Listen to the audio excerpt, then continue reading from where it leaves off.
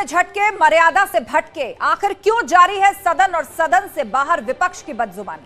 PM Modi और केंद्रीय मंत्री पर लगातार हमले, कांग्रेस नेता अजय राय का स्मृति ईरानी पर विवादित बयान और फिर स्मृति ईरानी का पलटवार। क्या यही है कांग्रेस की सरकार, पूछ रही है स्मृति ईरानी।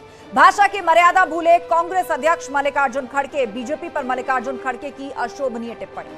पीएम मोदी पर कांग्रेस नेता करण महारा के बिगड़े बोल, जयंत चौधरी ने पीएम मोदी को लेकर कही अशोभनीय बात। तो सवाल वही, बदजुबानी अनकंट्रोल, पीएम पर बिगड़े बोल, महिलाओं का अपमान, कांग्रेस फिर हुई बदनाम। शुरू करेंगे डिबेट, लेकिन पहले ये रिपोर्ट देखिए।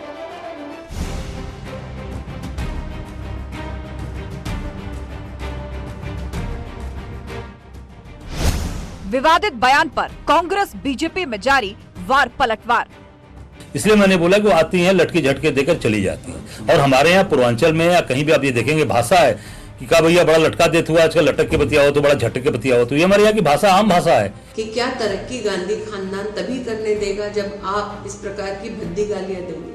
अगर है तो ये गांधी खानदान के असली चरित्र का सही उजागर करने वाला एक अंश है। स्मृति ईरानी पर बयान, बीजेपी के निशाने पर विपक्ष।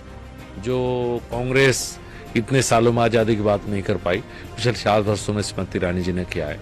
और अजय राय की हैसियत इतनी नहीं कि स्मृति जी के ऊपर सवाल उठा सके। मुलाजिम बदल गया, मालिक वही है, तो इसलिए मालिक जो वही है तो उसी तरह की भाषा, उसी तरह के संस्कार, उसी तरह के सामंती सोच दिखाई पड़ेगी। जिस तरीके से ये बड़ा गैर जिम्मेदाराना बयान है उनका, और इससे कांग्रेस पार्टी का महिलाओं के प्रति क्या सम्मान है स्पष्ट दर्शाता है।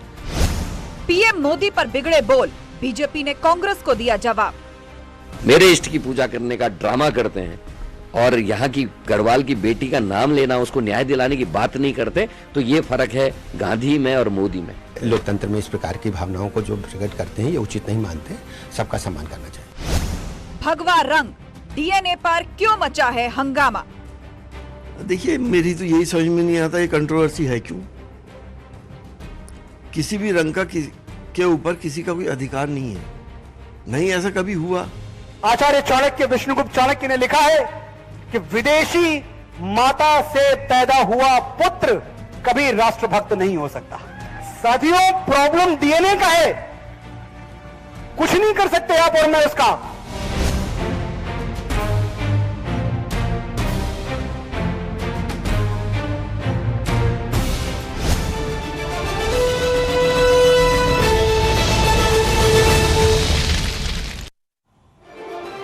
तो जिस तरह माननीय बार बार भूल रहे हैं मर्यादा, मुद्दों को छोड़कर सियासी वार पलटवार में टिप्पणियां आए दिन अभद्र, अशोभनीय होती जा रही हैं। इससे अब देश के प्रधानमंत्री और केंद्रीय मंत्री भी अब बचे हुए नहीं हैं। चर्चा के लिए गेस्ट पैनल हमारे साथ जुड़ा है, बाकी लोगों को जोड़ने की हम कोशिश करेंगे। सबसे पहले भुवन जोशी हमारे साथ है, समाजवादी पार्टी के प्रवक्ता, अनिल दुबे प्रवक्ता आरएलडी हमारे साथ हैं, और निरंजन पोद्दार राजनीतिक विश्लेषक हमारे साथ जुड़ चुके हैं। आप तीनों का बहुत बहुत स्वागत है। थोड़ी देर में बीजेपी से अनिला सिंह और अभिमन्यु त्यागी प्रवक्ता कांग्रेस भी हमारे साथ जुड़ेंगे, लेकिन चलिए सबसे पहले आपकी बात 30 सेकंड में सुन लेते हैं। भुवन जोशी जी, मुझे बताइए, बीते एक हफ्ते में ये दूसरी या तीसरी डिबेट हमें करनी पड़ रही है, माननीय क्यों भूल रहे हैं मर्यादा? एक तरफ तो आप लोग मुद्दा मुद्दा चिल्लाते हैं, कहते हैं कि कोई ध्यान भटकाने की कोशिश करता है, मुद्दों पर बात नहीं होती, लेकिन जब कोई कंट्रोवर्सी खड़ी होती है तो उसका लाभ लेने के लिए हर राजनीतिक पार्टी का शीर्ष नेतृत्व कूदता हुआ क्यों नजर आ रहा है? और आज हम जिस पर डिबेट कर रहे हैं, एक केंद्रीय मंत्री को कहा गया कि लटके झटके दिखा करके जाती हैं। देश के प्रधानमंत्री के लिए लगातार अपशब्दों का प्रयोग होता है, और उसके बाद नेता ये कहते हैं कि हम माफी नहीं मांगेंगे। इन शब्दों में कोई आपत्ति नहीं है। 30 सेकंड। देखिए, हम कहना चाहते हैं लोकतंत्र में इस तरह की अमर्यादित टिप्पणियों के लिए कोई स्थान नहीं है। और भारत का जो संविधान है, भारत का लोकतंत्र है, वो इतना मजबूत है कि निश्चित तौर पे जो इस तरह की बातें करते हैं, निश्चित तौर पे वो मुद्दों से भटके हुए लोग हैं। हम कहना चाहते हैं, हम विपक्षियों का भी सम्मान करते हैं। माननीय अखिलेश यादव जी अपने सभी जो हमारे नेता हैं, वो सभी का सम्मान करने की परिपाटी पूरे समाजवादियों का चिंतन है, और निश्चित तौर पे पार्टी इसी बात पे काम करती है। ठीक है भुवन जोशी जी, आपने ये तो जरूर कह दिया कि भाषा की मर्यादा या संयम सबको बरतना चाहिए, लेकिन जैसा कि मैंने डिबेट की शुरुआत में कहा, पार्टी कोई भी हो, किसी ना किसी नेता ने बढ़ती हुई कंट्रोवर्सी पर कुछ ना कुछ ऐसा जरूर बोला है जिसे अभद्र और अमर्यादित कहा जाएगा। विस्तार से आगे आपसे जवाब लेंगे। अनिल दुबे जी हमारे साथ हैं, आरएलडी के प्रवक्ता। अनिल दुबे जी, 30 सेकंड के अंदर आपकी बात। एक केंद्रीय मंत्री, एक महिला केंद्रीय मंत्री और देश के प्रधानमंत्री के लिए इस तरह की बातें कांग्रेस नेता द्वारा, जो कि बाद में यह भी कह देते हैं कि मैं माफी नहीं मांगूंगा, इन शब्दों पर कोई एतराज नहीं है, ये तो बहुत आम बोलचाल के शब्द हैं। देखिए आस्था जी, लोकतंत्र में की एक मर्यादा है और संवैधानिक शब्दों का सबको चयन करना चाहिए, चाहे वो पक्ष हो या विपक्ष हो, और इस पर जाने की ज़रूरत नहीं है। देखिए शुरुआत तो कहीं ना कहीं किसी ने की है, कभी नेता प्रतिपक्ष को कुछ कहा गया, कभी किसी ने कुछ कहा, लेकिन चाहे वो सत्ता पक्ष हो या विपक्ष हो, सबको भाषा की मर्यादा रखनी चाहिए और भाषा सबको संयमित रखनी चाहिए। ये हमारा वो है। और हमारी पार्टी के संस्थापक स्वर्गीय चौधरी चरण सिंह जी ने कभी इस बात को बढ़ावा देने का काम नहीं किया, हम और ना हमारे नेता चौधरी अजीत सिंह जी ने किया। ठीक है, अनिल दुबे जी, 30 सेकंड पूरे। आप कह रहे हैं कि पार्टी ने बढ़ावा देने का काम नहीं किया, लेकिन हाल ही में जयंत चौधरी का मंच से दिया गया प्रधानमंत्री मोदी को कोट करके एक बयान भी चर्चा में, उस पर आपसे विस्तार से जवाब लेंगे। निरंजन पोद्दार जी हमारे साथ है, राजनीतिक विश्लेषक। निरंजन पोद्दार जी, आपका आकलन क्या कहता है? चाहे सपा हो, आरएलडी हो, कांग्रेस पार्टी, एक केंद्रीय नेता को लेकर इस तरह का बयान, मतलब पहले यह होता था कि किसी नेता ने अशोभनीय टिप्पणी की है तो कह दिया जाता था, पार्टी कहती थी ये उनका निजी बयान है या हम इस बयान से अलग रखते हैं, या खेद प्रकट कर दिया जाता था। लेकिन अब आप देखिए कि बयान दिया भी गया और वही नेता कह रहे हैं मैं माफी नहीं मांगूंगा। ये तो आम बोलचाल की भाषा है, हमारे पूर्वांचल में तो लटके झटके भरी भाषा इस तरह से बोली जाती है, ये तो आम बोलचाल के शब्द हैं। देखिए आस्था जी, इसको कहते हैं राजनीति के अंदर गिरता हुआ स्तर। मैंने आपको एक दिन पहले भी कहा था कि जिनको हम माननीय बोलते हैं, जो कहते हैं कि जी हम नेता हैं, नेता का मतलब ये नहीं है कि आप शुद्ध राजनीति करें, नेता का मतलब ये है कि आप समाज का नेतृत्व करें, यानी कि जो नेतृत्व करता होता है वो नेता होता है। जब नेता ही ऐसा होगा तो वो समाज को अनुसरण करने के लिए क्या संदेश दे रहा है। और रही बात, एक और महत्वपूर्ण बात कहूंगा मैं आस्था जी, अगर आप मेरे को समय देंगी तो जी।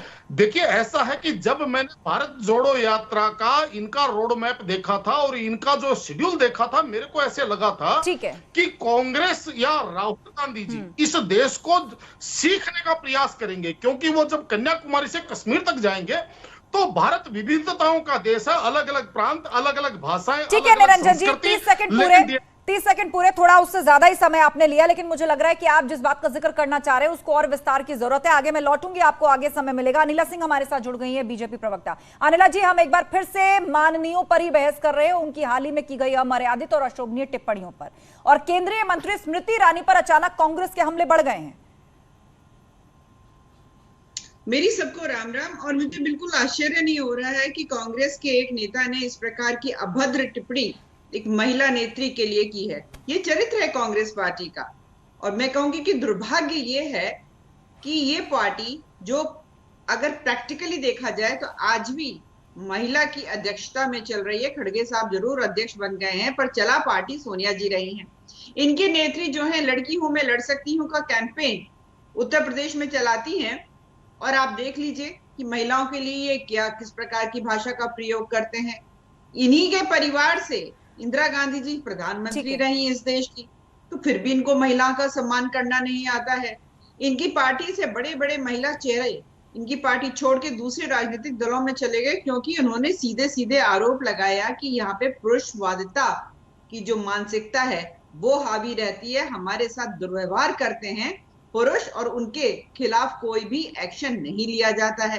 तो जब ये बात करते हैं लटके झटके की, तो सीधी सी बात है, लटके झटके वाली जिनकी मानसिकता होगी तो महिलाओं का सम्मान ये कहां से ये दे पाएंगे।